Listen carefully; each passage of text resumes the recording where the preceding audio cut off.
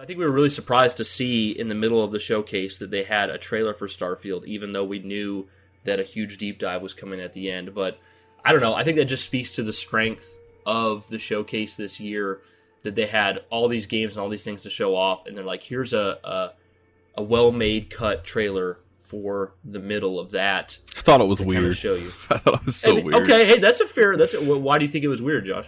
Well, because it was almost like a way of saying, hey, don't forget, guys, we got Starfield coming. True. But at the same time, it's like, I think everyone knew, because you guys, every time you advertised the showcase, you advertised that following it was going to be the direct. Yeah. So it just felt unnecessary, but at the same time, I agree. It's more footage to pull from, and that's not a bad thing. When you're this excited for a game that's coming out this soon, which is still crazy to believe. It's something to be said about a game like this, that feels like a generational game, that you spend so much time on the journey that when the destination is near, it's a bit surreal, and you start to... It starts to hit you more and more like, holy crap, this game's coming out soon. I can't believe it. Like, I spent so long just this game being in this nethosphere of like, or stratosphere of like, eventually. Does it exist? Eventually, yeah. Like it's out there, it exists somehow, but you can't play it, and maybe someday. And then, suddenly you're like 2 months away, 3 months away, and it's like... closer to 2. Holy cow, yeah, it's crazy. I think one really good reason to do this little trailer in the middle is like, if you want to pitch this game to friends or like give someone an idea for the game, you want to send them this trailer, right? Like, you don't... If someone's not interested in the game, you do not want to send them a 45-minute deep dive. No, that would just absolutely not. And a lot of people do that. Here's this 10-minute YouTube video. It's funny. It gets funny. I promise. Keep watching. Right. That never works. We're seeing the gunplay here. Real fast snippets of it. Good. Looks so smooth. Ryan McCaffrey was just talking about this recently. I saw. I think yesterday, and he was talking about the 30 FPS stuff, and he said what he played felt super smooth when he was on, I keep forgetting the name of it, guys, I'm so sorry. I want to say it's New Horizons, I forget, or New Atlantis, or whatever that New Atlantis, I think. Yeah, thank you, that hub. He said when he was in there, wandering around in the time that he played it, with all the characters and NPCs walking around, it was smooth for 30 FPS. Yeah. And I gotta say, that's I mean, awesome. We know that the biggest criticism... There isn't much criticism for Starfield right now. Pretty much the industry at large is completely hyped all around. But the biggest criticism right now is that they committed to 30 frames per second, whether you're on the Series X or the Series S. It's still going to be 30 frames. Gotta shout out Creighton real quick. We're at the zoo that one day or whatever, and Creighton says something like he read online that someone said, or it was on Resetera, that someone said 30 seconds, I literally can't play it. I won't be able to. I'm paraphrasing, but Creighton was saying that, and that stuck with me, and I thought, that sounds like Resetera. People are saying that. That sounds like Resetera. Yeah, it's to me, it's really kind of immature, and there's this thing I've been hearing recently that I'm starting to kind of agree with, because I've always been somebody who prefers 60 frames. I can definitely tell the difference, but I'm playing Final Fantasy 16 right now, and when you put it in performance mode and it runs at 60, it's a very inconsistent 60. It's like 60, 45, 55, 40, 60 again. And when I put it in its graphics mode, it becomes locked 30 and it never changes. And I can honestly say, with the locked 30 and whatever kind of motion blur or techniques they're using, I've been enjoying FF16 more in 30 frames because they just didn't nail the 60 frames being perfect. It's too choppy. So I think if Starfield, and I know Todd Howard's kind of talked about this, if Starfield. If Starfield is able to lock that 30 frames in and keep it consistent, and then they do their techniques with motion blur or whatever else there is to make it adequate, I think it's going to be perfectly fine. And, we talk about all the different systems that Starfield has, whether it's the objects that you can move around or the places you can go, the NPCs with their own, kind of schedules. If this is the, quote-unquote sacrifice they have to make, I mean, I wouldn't want to lose out on some of that, Radiant Quest, Radiant AI type stuff, or, special stuff happening with items on the map. I wouldn't want to lose out on some of that for 60 frames. And, I mean, ultimately, anytime I've ever played 30 frames versus 60 frames, once I play it for 15, 20 minutes, my brain's kind of locked into it. I know I hear people online say that, I can't play it 30 frames, it makes me want to puke, and I'm just like, maybe, I don't want to discredit people, because maybe there's some truth to that, where maybe some people have a hard time, but for me, it just seems kind of blown out of proportion, and I think for what this game is doing, after how much development time, and as a it's gonna be free on Game Pass or $70, you know, for a one-off purchase. I don't, as of right now, we haven't played the game, I don't think there's anything really much to complain about. They've just nailed it. Josh, what are your thoughts after watching this trailer one more time? I'm hyped, man. I can't believe this is the first time I think I've ever been able to go from being underwhelmed to being like overly excited and feeling. I mean, I know some people listen to that live reaction I put up on the Patreon, and the feedback again was great. Thank you, everyone. But it was emotional when I saw the adoring fan or the new version of him, you know, and to see the different, like the sort of Fallout 4-isms, to see some of the more Oblivionisms in there, and all this different stuff sprinkled in. I mean, that trailer, but also the direct, it looks exciting, and Brian, it does look excited as well. Yeah, and one of the interesting things is Brian and I were talking, and I said, you know, something I didn't realize until just recently is that between this trailer that we just watched and then the direct itself, I didn't notice any alien humanoid civilians in there. And Brian and I were talking back and forth, and he thought, you know, maybe that's part of the main story. And I thought, you know what, maybe you're onto something.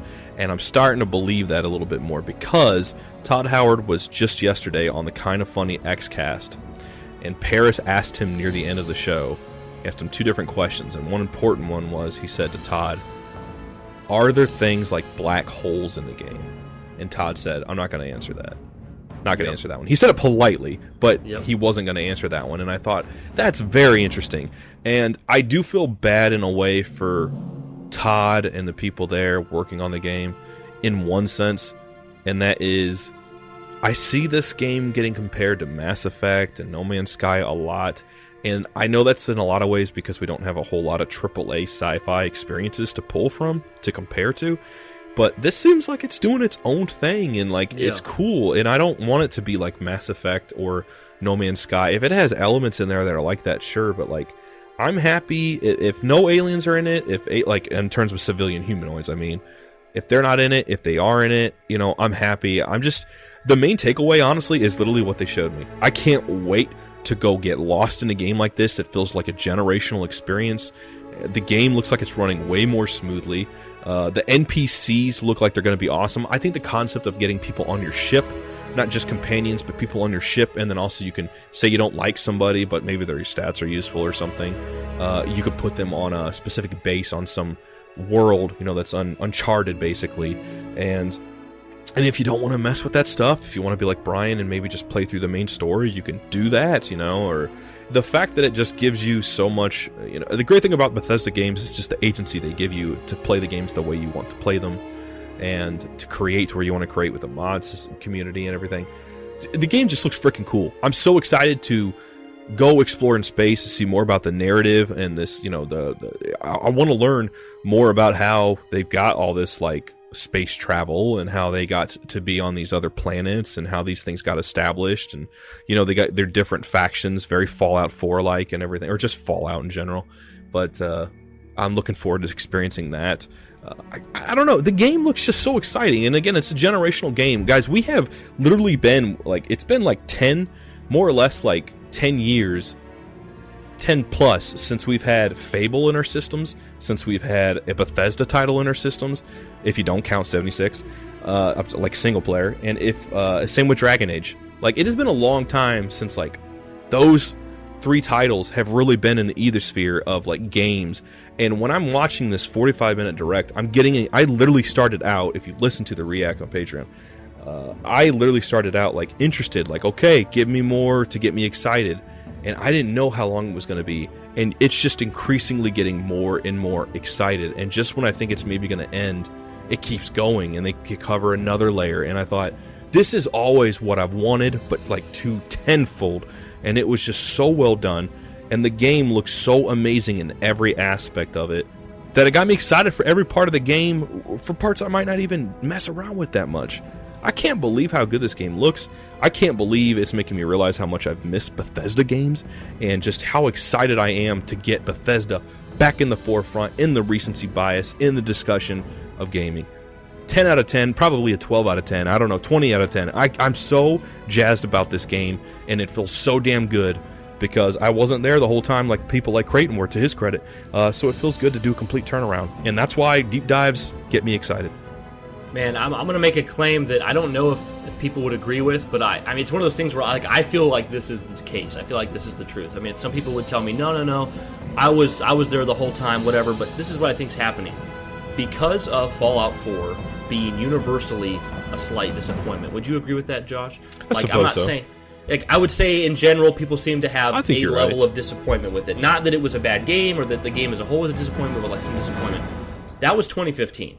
Fallout 4 was a disappointment for many. Voiced dialogue and the game not being as deep with its quests and things it had going. Which I liked for those of you that did like it too. Yeah, and I mean, and I liked Fallout 4, but like it kind of didn't sing the way that Skyrim did, or even like Oblivion or Fallout 3 before it. So you had that in 2015. Then you have Fallout 76 come out. Nobody was expecting there to be another Fallout following up Fallout 4 that was multiplayer focused, and then obviously broken and not ready. So you get to this point where we haven't seen much Starfield. All we've seen is little snippets here and there. And I think what has happened for many people, including myself, is we'd started to kind of forget what that really amazing Bethesda experience feels like. Because even if you liked Fallout 4, that was 8 years ago. If you did like Fallout 4, there's a good chance that you were disappointed with some of the elements. Some people just didn't even like Fallout 4 because how different it felt from where Bethesda came from with Morrowind and Skyrim and things like that. So you have people that either were disappointed or haven't felt that kind of experience in a long time. There's also Fallout 76. Some haven't even experienced it at all. Haven't experienced it at all. Some people who were, if you were born the year Skyrim came out, you're 11 now, right? Like, that's insane. So there's Fallout 76, which made so many people think, hey, is this the future of Bethesda? Like, it's like, Scary. It doesn't have the stuff we came to expect. It's multiplayer. So I think you have a lot of people, while we're seeing very little of Starfield over the years, people not giving Bethesda their pedigree and credit of hype because all they know is either 76 or it's been 8 years since they played one of their games, or maybe Fallout 4 has disappointed them. So you have people like me who, while I was excited for Starfield and I know what Bethesda's capable of, I came into the showcase with a 7 out of 10 hype for Starfield, because for me, so much of my recent memory is, Fallout 76, that game I don't care about, and Fallout 4, a great game, but one that disappointed me. I have to go all the way back to Skyrim 11 years ago to get where I was actually through the roof hyped and really, really lived up to the hype and was a game I loved and enjoyed. So then when you get to this showcase and they finally start showing off Starfield, what do you get? I think you'll agree with me, Josh. I get those Oblivion vibes. Not that the game itself feels like Oblivion, but the quality of the Bethesda title and what they do. I start to feel and remember Oblivion, Fallout 3, Skyrim. And it becomes apparent to me with 45 minutes of reveals and gameplay and stuff that I'm like, oh wow, this is the Bethesda game I fell in love with. At least as they're portraying it. We haven't played it yet, but 45 minutes of it's like, this is they're showing me and telling me all the things I loved about Bethesda games, the things I fell in love with. And it seems like they, after Fallout 4 and Fallout 76, it feels like they kind of tuned their brains like a radio, and they found that perfect reception of like the Bethesda channel, right? Like what made Bethesda games so amazing, what made us fall in love with them. And as you're seeing this be laid out in front of you for 45 minutes in the most impressive reveal of a game of all time, the most thorough, and then you're reminded of the Bethesda you fell in love with, and then it ends and you realize you got 2 months till you can play it, the hype is insane. You're just like, holy shit, I cannot believe it. I forgot how much I love Bethesda. This game looks insane. That's the best reveal I've ever seen. Holy shit, I'm playing it in 2 months. Josh, I was at a 7 out of 10 hype. Then I saw this. I came out at 11 out of 10. Like this, I think that's where most people are at. Yeah. I don't see how in any way that could disappoint people. And if it does, that's fine. Nothing wrong with that. But I mean, it just feels like it was so unanimously well received. And I think in the grand scope of everything we've got this whole year so far in terms of announcements, that is like the sort of, if there's an award, that deserves the best like sort of announcement, preview, reveal, whatever you want to call it. It was so well done, so exhaustive in its detail, that I haven't gone back and rewatched it, but it would make for so much fun to sit there and just sit down with a pizza and go, you know what, I'm going to live in Starfield for a little bit. The game's not out yet, but I just want to live in there, and I'm going to take everything in. And the way they presented it, I love the way Bethesda shows off their games when they're ready. They showed off, like, I think a good 10 to 20 minute, I might be wrong, demo for Fallout 4 back in the day. You're right. And, you know, when they show off that stuff, it gets me so excited. Todd comes out sounding like a low-budget Michael Scott, you know, and I love him for that. And, you know... I would watch an Office reboot with Todd Howard day one. I would too. I swear, if you put a picture of Michael Scott on, like, TikTok, but you had, like, an AI voice of Todd Howard, people would be like, oh, yeah, Michael Scott, that's so funny. Dude, but, first episode, there has to be a joke where Todd Howard is like, see that cubicle over there? You can go there. Like, you can go there. Perfect. It doesn't take long. Anybody here can move up the ladder.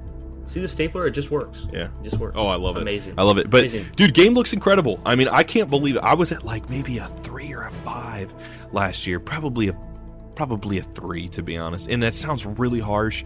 There just wasn't much to go off. There wasn't much to go off on. I still didn't get a good idea of the game because it was, like, maybe 5, maybe 10 minutes. I don't know. But the gameplay didn't look buttery smooth either. There was a lot of jank and stutter. And you're seeing the year difference. And I'm not going to pretend like I'm the be-all, know-all with this. I'm definitely not, and I'm a lot of times out of my depth. But this is the first time for me I've ever seen an actual significant difference in performance and visual flair in a year's time. Like, an actual delay, like, really working. I really got to see it without them, like, spelling it out for me, you know? And I've seen some comparisons of some of the different shots from what we saw last year versus what we saw this year. Specifically, like, there's that one blonde gal that you talked to, you know, and stuff like that, and showing how she looked last year versus this year. Night and day difference. It looks insane to me. It almost looks like a Xbox One graphics to Xbox Series graphics, and I'm like, thank you, because it's, you know, I was just hearing, what was it the other day? They were saying, like, you know, they might be ready for the next generation of Xbox in 2028, and I'm like, we're not ready for that conversation yet, dog. No. You know, and I still don't feel like, there's a part of me at times that feels like this generation is a wash because of what happened with COVID and how dry the first couple years were. But then there's the other part of me that's like, I'm excited because it feels like the games are starting to finally come, nature's healing, and, you know, some people say it's better than busting a nut. It feels exciting to be this damn happy about a game, dude. Yeah, you got to give Microsoft credit here, because for as much as they get criticized for, like, oh, look how Redfall turned out, or what a rebound, what a rebound, or like, hey, you bought Rare, and what did you do with Banjo-Kazooie? What did you do with Conker? What did you do with all these IP? This seems to be a clear case of Microsoft buying Starfield has been a huge win for gamers everywhere. It's a better game. We've seen this multiple times from Phil, from Todd Howard. Hey, this game was going to come out a lot earlier. Phil even said it was going to come out before 2022 when it was owned by Bethesda only. And that's just insane to think about, because you know that game would have been Did you hear what he said about level. Did you hear what he said about how there was potential that Sony was going to buy that exclusively? Oh yeah, I know. And Todd Howard said that he didn't, you know, that there was people have said behind the scenes, Todd Howard's like, no, Philly's my boy. Philly cheesesteak's my boy. So, no, I think this is a best case scenario here, and it definitely poses well for what's going on with the ABK deal right now. Mm-hmm. Whereas, if things like this can be the track record for Microsoft and making games better, giving them more time, making the culture of work healthier, that makes a good case for them acquiring Activision Blizzard. Because, yeah. Hey, maybe we can get that. You know, so. I feel good too, because I feel like going off the Redfall scenario and just that type of period, that was like just kind of a generally negative and toxic period just across the board in the gaming sphere of things, because people were just reaching their breaking points and stuff. And then you see the showcase, and I think overall it was very good. I thought it was really well done, and I mean, there were some parts of it that I was whelmed, some parts of it I was very excited for, and then obviously with the direct I was out of my seat. You know, it was awesome, and it feels good. It feels good because it almost feels like we're finally kind of like the part of the whole, like, just wait, the games are coming. It feels like finally we're here. Well, I think it's perfectly said for the thread for Starfield on Resetera. It says next year is finally this year. Yeah, I mean, I'm like 20 out of 10, dude. I mean, I really feel like this game has shot up. Baldur's Gate 3 was my most anticipated game. This game has become that. And I feel like there's a reason why we have a specific channel for this game right now in the Discord. Not everyone's excited for it. I think Prey's not super interested, to his respect, but this is still a big game that's a huge talking point. And I will say how cool it was for episode 200 being a very special one for Bryan and I and Creighton coming on and getting to be in our first episode in person overall, also just reuniting after several years. It was the first time I feel like a lot of our conversations were dominated by talking about Starfield, or just gaming in general, but sort of having Starfield like the at the Skyrim focal days. point. It really felt like old times, and I thought, man, that's awesome. That is so cool, and how the Bethesda stars have brought it aligned. back. Yeah. Bethesda brought it back.